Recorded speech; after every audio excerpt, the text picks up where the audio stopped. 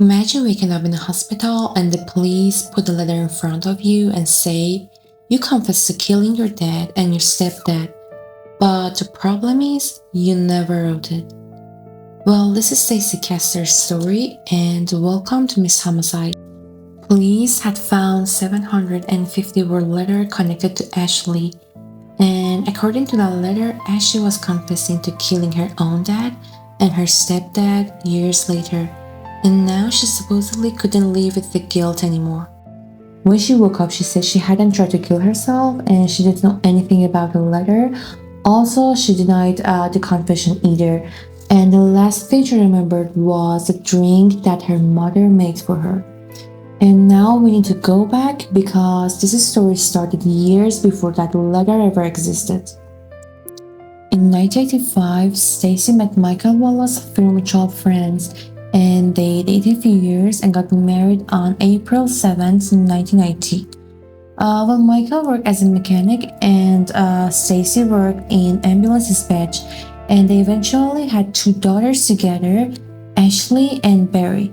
Well, the marriage wasn't exactly smooth, and Michael had struggled with alcohol and drugs at one point. And years later, one of Stacey's former friends said that the divorce had even come up near the end of 1999. And to be honest, I'm not gonna turn every bad marriage into a murder motive because couples fight, people talk about divorce, and that alone proves absolutely nothing. What matters is that around the same time, Michael started getting really sick. He was having trouble walking, he was struggling to speak, and he looked drunk even when there wasn't any clear reason for it. And he was vomiting, and his condition kept getting worse. Ashley was still a kid at that time, but years later, she remembers seeing her father like this, and even Michael went to get medical help, but at one point, the doctor thought it might be an inner ear problem, and he didn't get better. Well, on January 11, 2000, Ashley saw her father Michael lying on the couch, and he was seriously ill. He was taken to the hospital, but the doctor couldn't save him, and he was only 38 years old. And at that time, his death was treated as a heart attack, and no full autopsy was performed. And to be honest, Stacey didn't agree with that one. After Michael died, Stacey also received around $55,000 for his life insurance, and Michael was buried too. And for the next 7 years after the story, well, to be honest, as much as we know about the story, he had a good connection with his daughters, especially Barry. Well, about a year later, Stacey met David Castor, and she was 33 years old when she met David, who was around 10 years older. And David owned a heating and air conditioning business, and he had an adult son from his previous relationship, David Jr. Stacey and David got married in 2003. On the other hand, Ashley and Barry were still growing up without their father, and now David was a part of their lives too. Girls weren't exactly thrilled about the marriage, and David could be strict with them. On August 22, 2005, Stacey called 911. She said David had gone into their bedroom a few days ago and locked the door behind, and he wouldn't come out. According to Stacey, they had gotten into an argument Friday night, and David got angry, took some alcohol into the room, locked himself inside, and stayed there. Stacey said the last time that she spoke to him was around 5 in the morning on Sunday, and after that, she assumed he was drunk and sleeping. But then Monday came and David didn't show up for work, and police came to the house and found David dead on the bed. There were two glasses near him, and one had a greenish liquid inside, and there were also an open container of antifreeze under the bed, along with alcohol in the room. Stacey told police that David had been depressed after his father died and suggested that he had swallowed the antifreeze to kill himself. At first that explanation stuck, and David's death was ruled a suicide caused by antifreeze poisoning. So on paper, Stacey just lost her husband in about 5 years, and one to a heart attack and one to a suicide. Police had found a turkey baster in the kitchen trash, basically one of those syringe-looking kitchen tools used to suck up and pour liquid. Well, there was still liquid inside, so investigators went into the lab and they found antifreeze. On the tip of the baster, they found David's DNA, and Stacey's fingerprint was also found on one of the glasses in the bedroom. Now, Stacey's fingerprint on a glass in her house, well, that's not an evidence, it's normal. But the turkey baster containing antifreeze with David's DNA on the tip, well, it might be different. Prosecutors later argued that David may have been weak or unconscious when the antifreeze was forced into his mouth using that baster. And actually, David's family had never really bought the story of suicide because he worked around the cars and antifreeze because of his job. And he knew what antifreeze was, he knew what swallowing antifreeze could do to a person. And antifreeze poisoning can cause a slow and extremely painful death. So to his family, the idea that David had decided to kill himself just didn't make much sense. And investigators started looking at the money, and they found a will. According to it, much of David's property would go to Stacey and Stacey's daughters, while David's own son was basically pushed aside. And they learned something else. The will was fraudulent. People who were supposedly connected to witnessing David's signature had actually signed the paperwork related to the will about 6 weeks after David was already dead. So now you've got a dead man with paperwork being signed after his death, and that tends to get people's attention. And this is where investigators finally went back to a name nobody had questioned in years, Michael Wallace. They opened Michael's medical history, and suddenly the symptoms he had before his death looked very different. Trouble walking, trouble speaking, looking intoxicated, and vomiting. Those symptoms could all fit ethylene glycol poisoning, the toxic chemical found in many types of antifreeze. Ethylene glycol poisoning can also create calcium oxalate crystals inside the body. And the important part, the crystals can still be found years later. So on September 5th, 2007, 7 years and 8 months after Michael Wallace was buried, they opened his grave and his body was examined again. And this time, they found evidence consistent with antifreeze poisoning. And the heart attack from 7 years earlier suddenly looked very different. Stacey had had 2 husbands, both were dead, and now both deaths were connected to the same poison. After Michael was exhumed, police started watching Stacey more and more closely. They got a court-authorized wiretap on her phone, and 2 days later, on September 7, Stacey sat down for an interview with police. Spinelli showed her pictures of 2 glasses found next to David's bed, and he asked which one was the glass. Stacey said she had used to give David cranberry juice. While answering, she started to say something that sounded like antifreeze. Then she quickly corrected herself and said cranberry juice. This moment has become pretty famous in this case, but I'm not gonna act like it was some dramatic confession. People misspeak. If this is all police had, they really wouldn't have much. But Spinelli remembered that word, and a few days later it became more interesting. On September 12th, 2007, 2 investigators went to speak with Ashley. They told her that her father may not have been died from a heart attack, and he may have been poisoned with antifreeze. Just think about it for a second. You spent 7 years accepting your father's death, you grew up with that version of what happened, and then one day somebody sits you down and tells you, actually everything you thought you knew about your dad's death might be wrong. And somebody may have killed him.